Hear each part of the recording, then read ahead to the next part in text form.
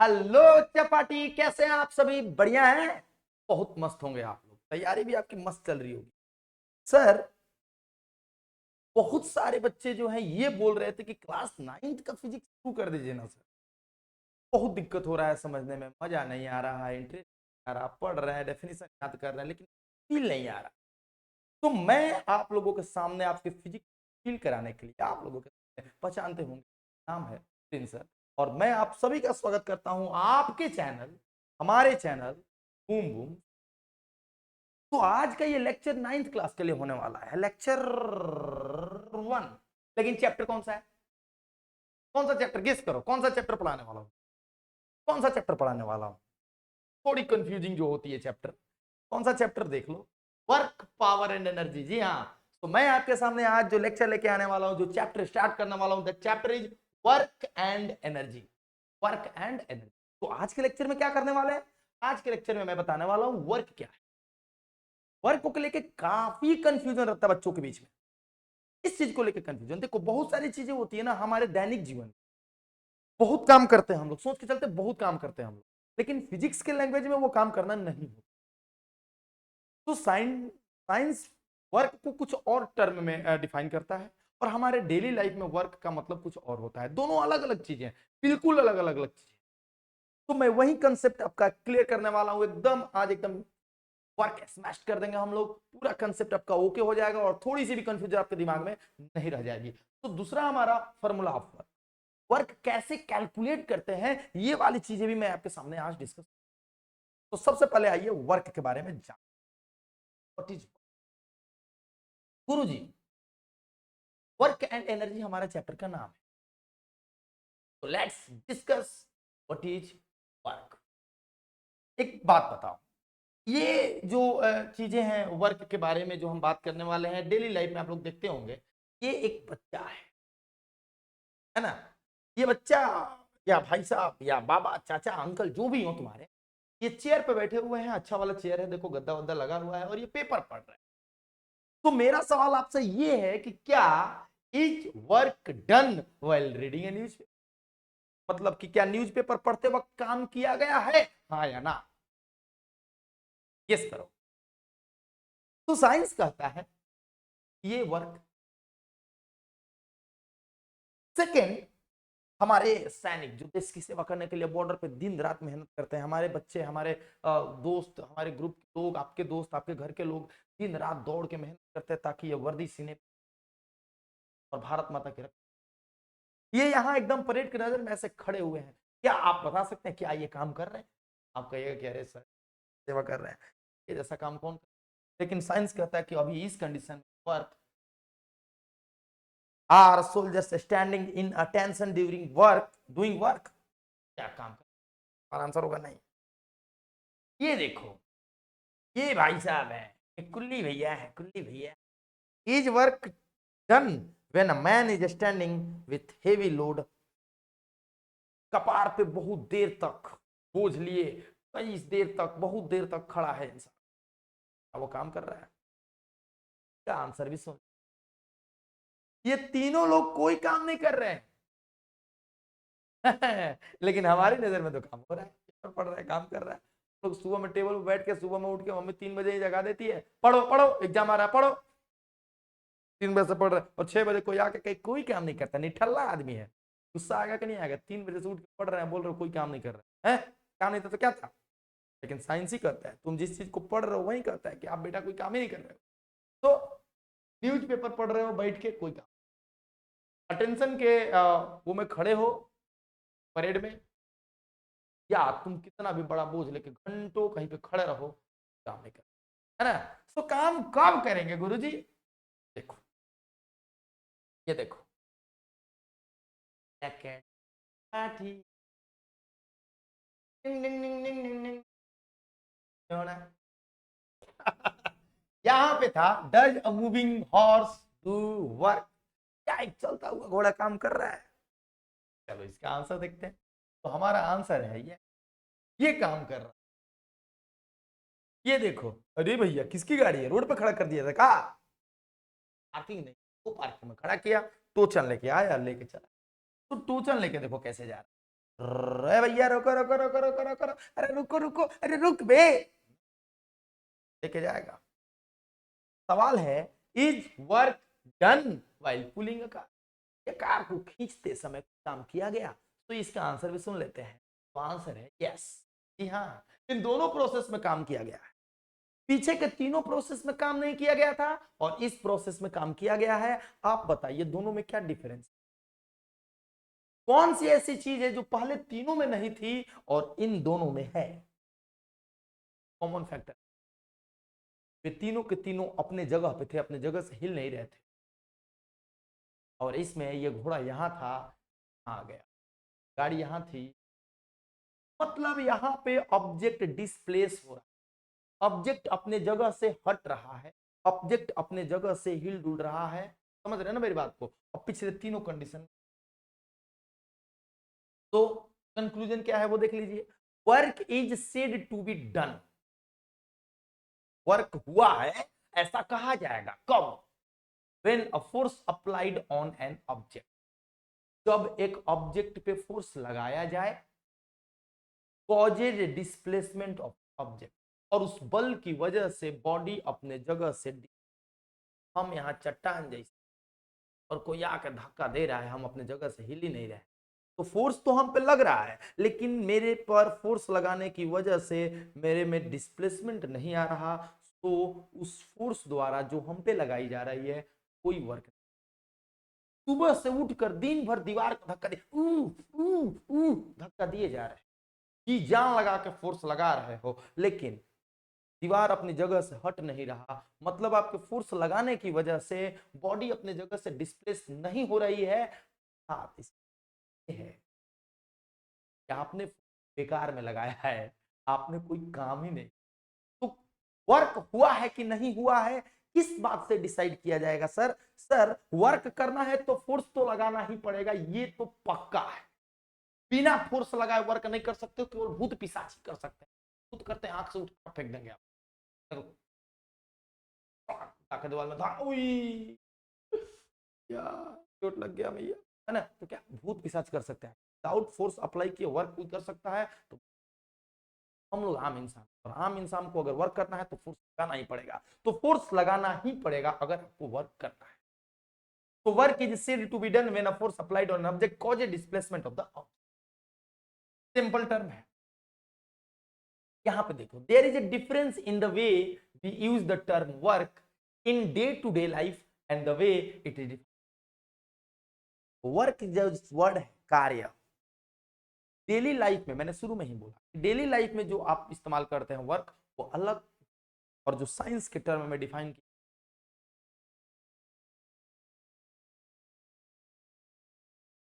यहां पर देखिए, what is the scientific definition of work? Work का साइंटिफिक डेफिनेशन क्या है, जरा इस पर चर्चा करें। Let us understand work with the help of an, एक एग्जांपल की सहायता से वर्क को, ये एक पॉइंट ए है और ये एक दूसरा पॉइंट बी है, दोनों पॉइंट आपको क्लियरली विजन है, दिख रहा है ना? बोल है, दोनों पॉइंट देखो, मजेदार तरीके से मैं इसको समझाता हूं। हमने क्या किया, ये पॉइंट ए और वो पॉइंट बी है, एक दोनों के बीच में एक पटरी लगा दिया और मतलब रोड बना दिया, हाँ, भाई साहब ने रोड बना दिया, और यहाँ पे एक वुडन ब्लॉक, एक लकड़ी का गट्ठा रख दिया। और देखो हम यहाँ पे क्या करने वाले हैं, हमने एक बॉडी मतलब ऑब्जेक्ट ए पर रखा है, तो एक हाथ लेके आएंगे, ध्यान दीजिएगा। What needs to be done to move the block from point A to, अगर मैं इस वुडन ब्लॉक को ए से बी तक ले जाना चाहूं तो मुझे क्या करना है, मुझे क्या करना पड़ सकता है? देखो ध्यान से, क्या करना पड़, ब्लॉक को धक्का दो, सिंपल सी बात है। आंसर तो सिंपल सा आपके सामने है कि अगर आप इसको यहां से वहां उठा के ले जाना, किया इसको, है ना? धक्का दीजिए, आइए धक्का देने के लिए लेके आते हैं हाथ, हाथ चाहिए ना धक्का देने के लिए। बात है सर, ये तो कटा बात है क्या?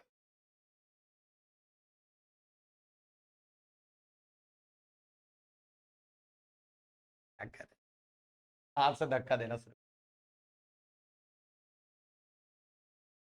हाथ से क्या करेंगे, पुश, और पुश करने के लिए apply force,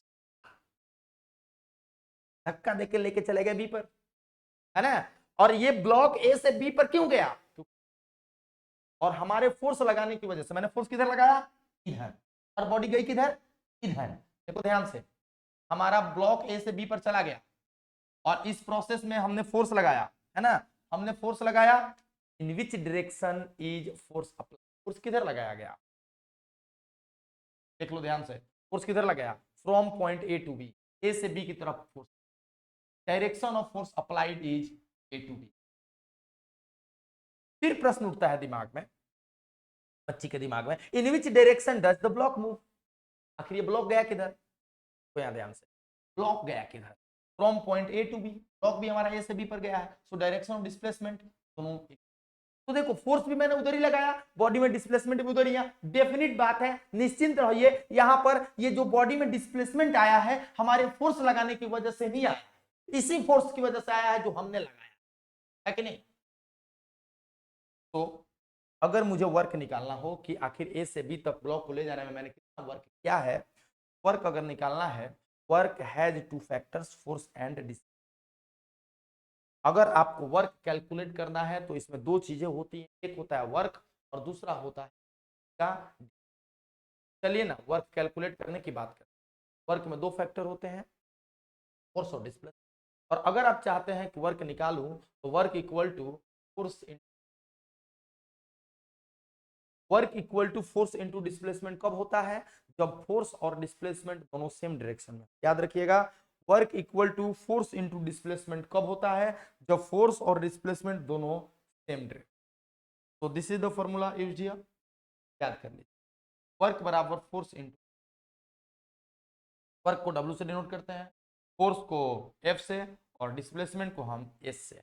W is equal to, good, समझ आया जी। तो work is the product of force and displacement in the direction of the, ये एक डेफिनेशन हो गया हमारा। वर्क क्या है, तो work is the product of force and displacement, हमने जो फोर्स लगाया है वो, और हमारा फोर्स लगाने की वजह से जो डिस्प्लेसमेंट हुआ है वो, दोनों के बीच के प्रोडक्ट को ही हम लोग क्या कहते हैं, लोग वर्क कहते हैं।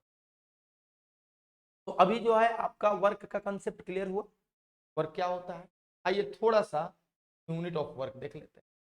यूनिट क्या होता है, बड़ा आसान सा चीज, वर्क है ये, और आपने क्या देखा, work equal to force in, आपने देखा होगा गुरुदेव MKS यूनिट होता है, MKS, इसी को SI यूनिट भी कहा जाता है ना। ये कौन है बाबा, इनका नाम है जेम्स पी जूल, है ना, काहे ही आए हैं। MKS unit of work is, यानी कि MKS यूनिट को तुम SI यूनिट भी बोल सकते हो, SI unit of work is what. और जूल बराबर कितना होगा, जूल को जैसे denote, joule equal to MKS unit of force is newton, और सिमिलरली डिस्प्लेसमेंट का जो MKS यूनिट होता है मीटर होता है। तो जूल बराबर newton into metre, joule equal to newton into metre. जब आपको एक जूल प्राप्त करना है, एक न्यूटन में एक मीटर अप्लाई करना पड़ेगा, तो आपको एक आएगा। बस याद रखिए कि वर्क का जो आपका SI यूनिट होता है, MKS यूनिट होता है, that is joule, and 1 joule be equal to 1 newton metre, 1 joule be equal to 1 newton metre, है ना।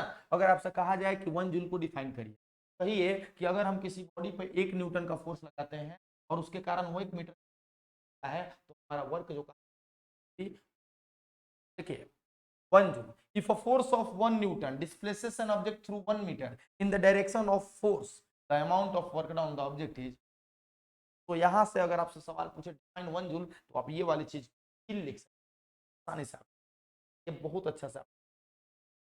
देखिए केवल MKS यूनिट नहीं होता है, MKS के बाद CGS भी होता है, CGS यूनिट जो होता है SI के बाद होता है, MKS को ही हम लोग SI बोलते हैं, और CGS अलग होता है। मैं आपको बता देता हूं, CGS यूनिट जो होता है वर्क का अर्ग होता है, अर्ग अर्ग अर्ग, और वहीं पर फोर्स का डाइन और डिस्प्लेसमेंट का सेंट। तो एक अर्ग बराबर अगर आपको निकालना है तो देखिए एक डाइन इंटू एक सेंट, तो 1 erg be equal to 1 dyne into 1। Erg is the CGS unit of. अब थोड़ा सा एक काम कर लेते हैं दोनों में रिलेशन। अगर आपसे पूछा जाए 1 अर्ग क्या है, तो उसी तरह से ये force of 1 dyne displaces object through 1 centimetre direction of force work done is 1 erg. इन दोनों में रिलेशन चाहिए हमको, जूल और अर्ग में। ये देखो बढ़िया से इसको नोट कर लेना है, बहुत काम की चीज है ना, दोनों में रिलेशन में पता करने की। Work has only magnitude and no direction, hence it is scalar quantity. ये भी मेमोरेबल चीज है, सवाल दाग सकता है, कहीं ना कहीं से पूछ सकता है, तो आप रहिए तैयार, कहीं से भी पूछे चौका मार देना है। अब देखो यूनिट्स हमने बोला जो है एक वो एसआई जूल, और दूसरा जो हमारा है न्यूटन मीटर, यही जूल को ही न्यूटन मीटर कहा जाता है कि नहीं। और सीजीएस में आपने क्या पढ़ा, अर्ग, तो आप डाइन सेंटीमीटर बोलते हो। थोड़ा सा देख लीजिएगा relation between SI and CGS. Energy, तो एनर्जी कहां से आ गया, चलिए लगे हाथ मैं भी बता देता हूं। ये भी वर्क का जो यूनिट होता है वही एनर्जी का होता है, और उस वही हीट का भी होता है। तो वर्क, एनर्जी और हीट तीनों का जो यूनिट होता है सेम होता है, तो कोई चेंजेस नहीं। तो यहां पर देखिए जरा ध्यान से दोस्त, 1 joule be equal to 1 newton into 1 metre. और जब 1 न्यूटन की बात होगी तो 1 न्यूटन के जगह पर 10 के पावर 5 डाइन का आप यूज करोगे, और 1 मीटर के जगह पर आप यूज करोगे 10 के पावर 2 सेंटीमीटर। 1 मीटर में 100, दोनों को यहाँ लाकर पुट की 10 के पावर 5 और यहाँ पर 10 के पावर 2, तो 10 के पावर 5 और 2 10 के power 7 dyne centimetre. Dyne centimetre को आप क्या बोलते हो, अर्ग बोलते हो, 10 के पावर 7। तो 1 जूल बराबर 10 के पावर 7 अर्ग। ये एक खूबसूरत सा इनके बीच, एक अर्ग, 1 जूल बराबर 10 के पावर 7 अर्ग। और अगर एक अर्ग बराबर पूछे तो 10 के पावर 7 उधर चला जाएगा, 10 के पावर माइनस, है कि नहीं। ये इन दोनों में रिलेशन, इन दोनों में आपका, तो 1 joule equal to 10 to the power 7 erg. Okay, joule से अर्ग में कन्वर्ट करने का हमारा एक ये। आइए दोस्तों ये सवाल देखिए, ये सवाल देखिए, थोड़ा सा सवाल है। A force of 5 newton is acts on an object. एक ऑब्जेक्ट पे 5 न्यूटन का फोर्स लग रहा है, and the object is displaced to distance of 2 metre in the direction of force. उस 5 न्यूटन बल के लगने से ऑब्जेक्ट फोर्स के डायरेक्शन में ही 2 मीटर डिस्प्लेस हो जाती है। Find work. देखिए ये हमारे पास एक ऑब्जेक्ट है, हमने फोर्स लगाया, फोर्स कितना लगाया 5 न्यूटन, और जब हम लगाए तो ये 2 मीटर डिस्प्लेस हो गई, बॉडी यहां से वहां चली गई, और जो डिस्प्लेस हुई है वो 2 मीटर। फोर्स कितना लगा 5, और डिस्प्लेसमेंट कितना हुआ 2। मुझे क्या निकालना है, वर्क डन निकालना। तो देखिए क्या क्या दिया है, पहले नोट। फोर्स दिया हुआ है 5 न्यूटन, डिस्प्लेसमेंट दिया हुआ है 2। मुझे निकालना क्या है, टू फाइंड वर्क डन। कौन सा फॉर्मूला यूज करेंगे हम लोग, कौन सा फॉर्मूला यूज करेंगे, W बराबर F इंटू, और हमारा सॉल्यूशन देखिए W बराबर F इंटू एस। F के जगह पे हम लोग रखेंगे 5 और S के जगह पे 2, तो हमारा आंसर हो जाएगा W इक्वल टू 5 दूना। Answer the work done in given condition is. इससे आसान सवाल क्या हो सकता है, इससे आसान तो कोई सवाल ही नहीं हो सकता, है कि नहीं, बहुत आसान। क्वेश्चन अगला, अच्छा ये तो क्वेश्चन। अब expression for work done when force is applied at an angle. ये तो हमने तब के लिए कंडीशन देखा, अभी तक जो भी देखा कि फोर्स भी लग रहा है इधर और डिस्प्लेसमेंट भी हमारा उधर ही हो रहा है, मतलब कि फोर्स और डिस्प्लेसमेंट दोनों सेम डायरेक्शन में होंगे, तब हमारा ये जो कंडीशन अभी पढ़ा वो था। अभी हम लोग कुछ और कंडीशन पढ़ेंगे, फोर्स कहीं और लगाएंगे, डिस्प्लेसमेंट कहीं और, उन कंडीशंस के बारे में बात किया जाए। देखिए what if displacement is not in the direction of applied force. अभी तक आपने पढ़ा था कि सर हमने फोर्स जिधर लगाया डिस्प्लेसमेंट उधर ही हुआ है। सर क्या होगा जब हम फोर्स जिधर लगा रहे हैं उधर डिस्प्लेसमेंट ना हो, तब क्या होगा, तब की बात करो। देखो लेट अस कम एग्जांपल, एक एग्जांपल ले लो। ये देखो एक बच्चा यहाँ खड़ा है, छोटा सा बच्चा, याद है ऐसी गाड़ी लेती थी और गाड़ी बच्चे ऐसे खींचते थे, तो फोर्स इधर लगता था, है ना, फोर्स किधर लगता था। हाँ एक बच्चा टोय ट्रक खींच रहा है, आप देखो यहाँ ध्यान से, बच्चा देखो ऐसे खींच रहा है कि नहीं। ऐसे कंडीशन में आप क्या देखोगे, what is the direction of displacement. Body किधर गई, आगे गई, बच्चा किसे खींचा बॉडी, ट्रक कहाँ गया, आगे गया, ट्रक गया ए से बी की तरफ आगे, डिस्प्लेसमेंट आगे, बट फोर्स किधर लगा, what is the direction of force, what is the direction of force. बच्चा ऊपर की तरफ खींच रहा है, इधर देखो बच्चा इधर खींच रहा है, और डिस्प्लेसमेंट इधर हो रहा है, बच्चा खींच इधर रहा है, डिस्प्लेसमेंट इधर हो रहा है कि नहीं?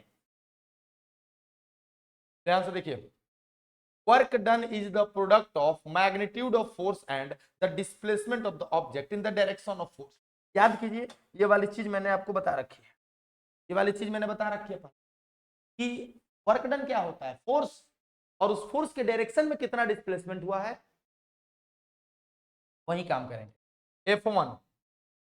F1 be its component in the direction of displacement. अगर ये F इधर लग रहा है और डिस्प्लेसमेंट इधर हो रहा है, ध्यान दीजिएगा, फोर्स इधर और डिस्प्लेसमेंट इधर, तो बबुआ रे इस फोर्स का एक कंपोनेंट इधर भी होगा, एक कंपोनेंट इधर भी होगा, तो डिस्प्लेसमेंट के डायरेक्शन कौन सा हुआ, इधर वाला, तो हम इस F का एक कंपोनेंट F1 इधर मान, चलो मान लेते हैं F का एक कंपोनेंट है ना, और अब समझ लेते हैं ना कि ये कुछ फॉर्म कर, तो W बराबर क्या हो जाएगा, F1 और इंटू जितना डिस्प्लेसमेंट F1 इंटू S। क्या बोला मैंने, वर्क अगर निकालना है तो फोर्स चाहिए और डिस्प्लेसमेंट चाहिए। फोर्स किधर का चाहिए, उधर का ही जिधर का डिस्प्लेसमेंट है, तो हमारा अभी डिस्प्लेसमेंट इधर हो रहा था और फोर्स इधर लग रहा था, तो हम एक काम करते हैं, डिस्प्लेसमेंट इधर ही रहने देते हैं कि फोर्स का इधर का कंपोनेंट कुछ ना कुछ इधर आएगा ना, है ना, तो इधर वाला फोर्स का इधर वाला कंपोनेंट ले लेंगे। इधर वाला कंपोनेंट हम मान लिए कि F1 है, वैल्यू निकालेंगे F1 का, मान लिए F1 है, तो इधर फोर्स F1 डिस्प्लेसमेंट S, तो वर्क डन बराबर F1। आइए ना F1 मान लेते। अब यहाँ पे थोड़ा ध्यान दीजिए, F1 और F में क्या रिलेशन, वही रिलेशन में थीटा मान लो, ये एंगल थीटा है दोनों के बीच में रहा है, थीटा का एंगल फॉर्म कर रहा है।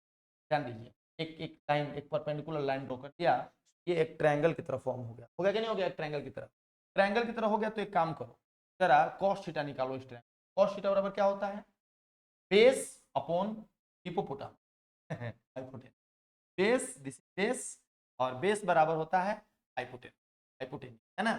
तो अगर मैं cos थीटा यहाँ रखूं, देखो ये बेस है और ये हाइपोटेनस, तो बेस की जगह पे F1 है, this is F1 and this is cos theta बराबर बेस की जगह 1 और हाइपोटेनियस की जगह पे कितना हो जाएगा F, तो F1 बराबर कितना हो जाएगा हमारा F,